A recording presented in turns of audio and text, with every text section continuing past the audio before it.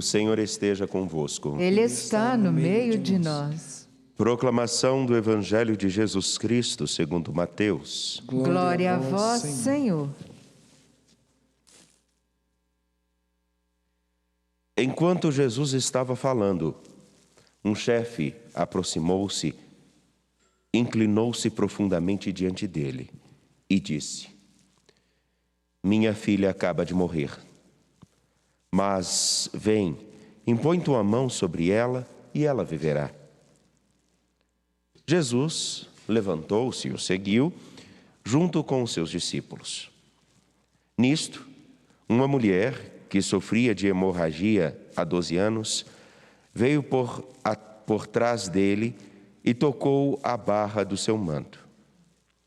Ele pensava consigo: se eu conseguir ao menos tocar no manto dele, ficarei curada. Jesus voltou-se e ao vê-la disse: Coragem, filha, a tua fé te salvou. E a mulher ficou curada a partir daquele instante. Chegando à casa do chefe, Jesus viu os tocadores de flauta e a multidão alvoroçada e disse: Retirai-vos, porque a menina não morreu, mas está dormindo. E começaram a caçoar dele. Quando a multidão foi afastada, Jesus entrou, tomou a menina pela mão e ela se levantou. Essa notícia espalhou-se por toda aquela região. Palavra da salvação. Glória a vós, Senhor. Por favor, podem se sentar. A vocês que aqui estão, que vêm nos visitar, como também aos nossos funcionários, ao Bruno, ao Felipe, também ao Everson, a Sara, ao Fábio e a Lia, que aqui voluntariamente sempre nos ajuda nas nossas liturgias, no cuidado dessa casa e na acolhida de todos. Iniciamos a 14ª semana do Tempo Comum e ao cantarmos o Salmo, Vós sois meu Deus, no qual confio inteiramente,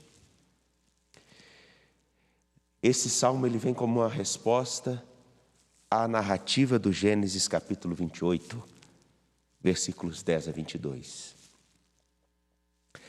Nessa narrativa, que é rica de detalhes muito significativos, é apresentado aquilo que se acredita como o lugar aonde Deus mora, que é o nome que Jacó dá a esse local que ele teria dormido, descansado a sua cabeça sobre uma pedra.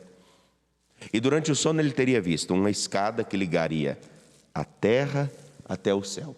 E lá no topo, o Senhor, os anjos subindo e descendo, e ele receberia novamente a promessa de que ele seria o pai de uma grande nação. Daí ele então, como é terrível esse lugar. Esse lugar só pode ser a casa de Deus. Pois bem, o templo, o lugar aonde o povo se congregaria, se uniria para cultuar a Deus, seria visto como a sua casa.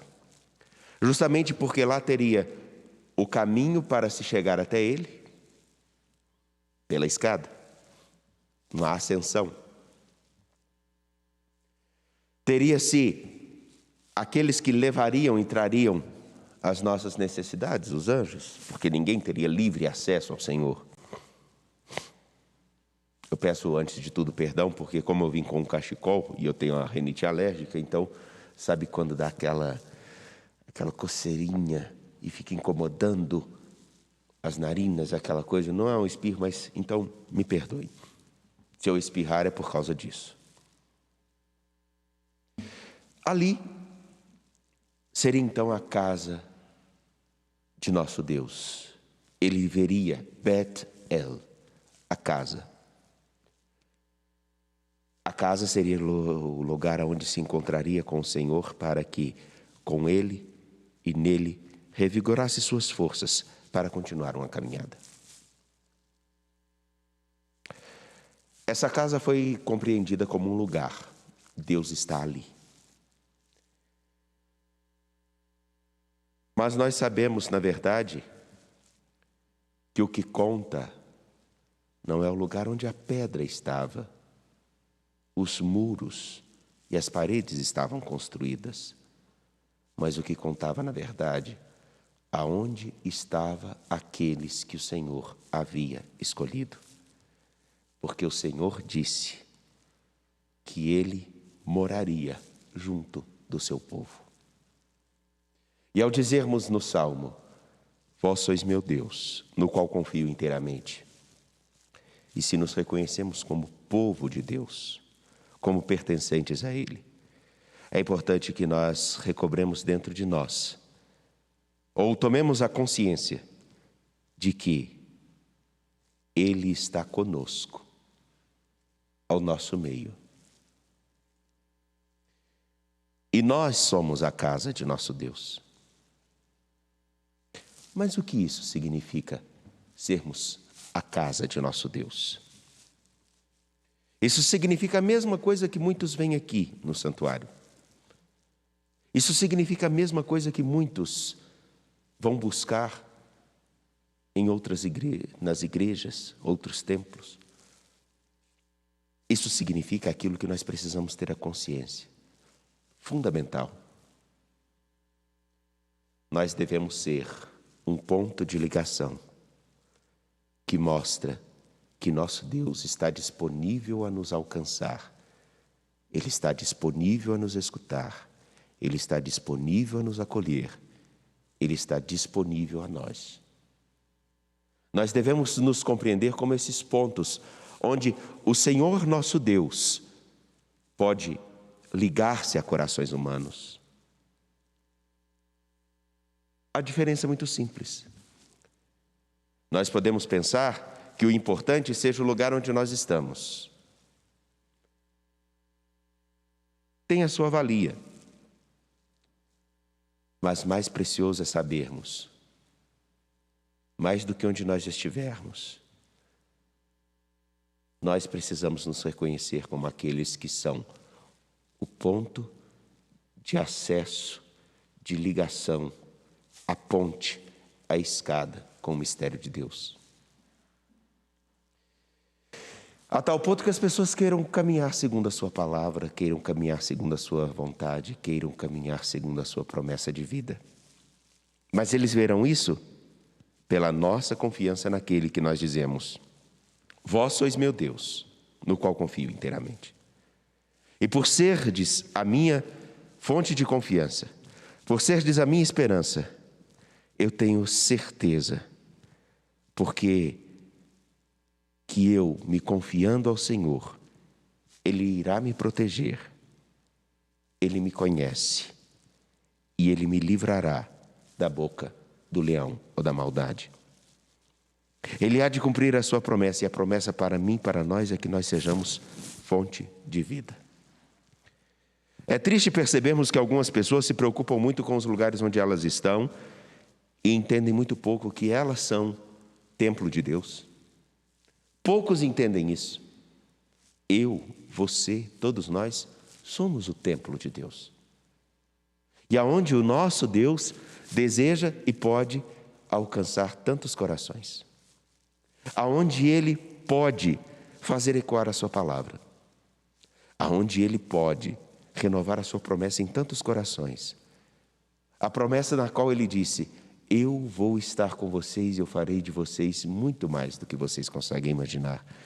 Mas não em grandeza monetária, financeira e econômica, mas enquanto pessoas. E hoje, o que me espanta é que nós temos uma capacidade tecnológica.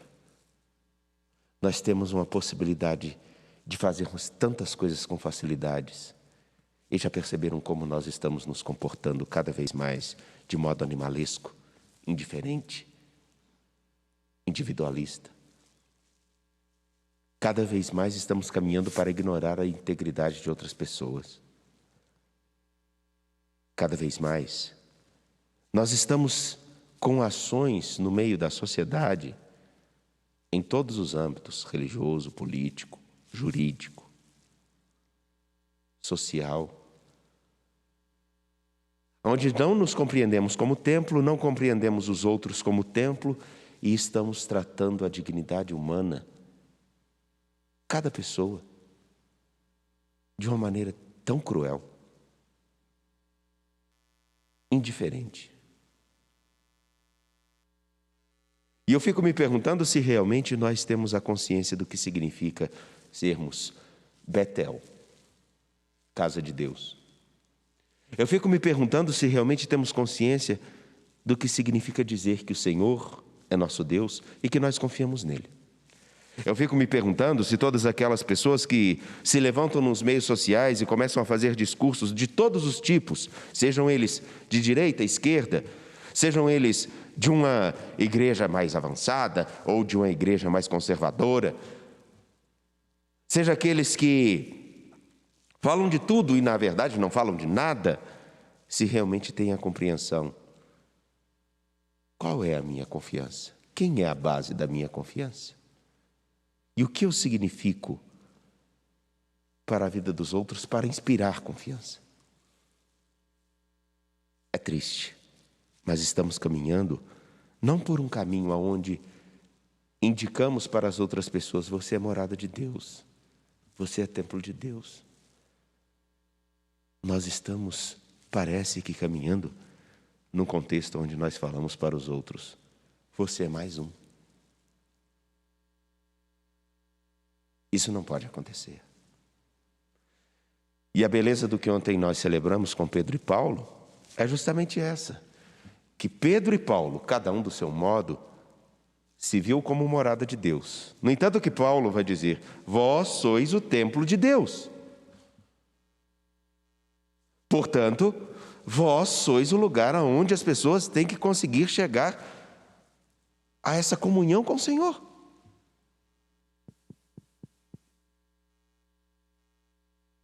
Por isso eu me fez tudo para todos, para que compreendessem que todos são chamados a viver essa comunhão de amor. E a importância de nós sabermos isso não é simplesmente para nós colocarmos ou paramentos ou seguirmos as nossas liturgias, não. Para que a gente consiga descobrir o verdadeiro sentido daquela coisa tão simples que nós estamos fazendo agora e que sem ela nós morremos. Uma coisa tão boba, que logo quando nascemos fazemos de uma maneira dolorosa. E quando morremos, ela simplesmente cessa. Respirar. Tão simples. E uma dádiva tão grande, que nenhum de nós quer passar pela experiência de ficar sem ela com consciência. Façamos tão somente esse exame. Jacó descobre a morada de Deus. Primeiro ele entende que é o templo, onde ele poderia ser construído. Mas, na verdade, com o passar dos anos, nós entendemos: nós somos esse templo. E nós estamos ajudando outros a encontrarem com esse mistério tão singular de amor, como aquilo, mais à tarde nós vamos aprofundar, como aquilo que o próprio Senhor Jesus Cristo é. Narrado no Evangelho, aonde ele, caminhando, leva a vida que todos esperavam e que todos ainda esperam. Pensemos um instante e em nosso Deus coloquemos nossa esperança e a nossa confiança para sermos o seu templo santo, o seu povo santo.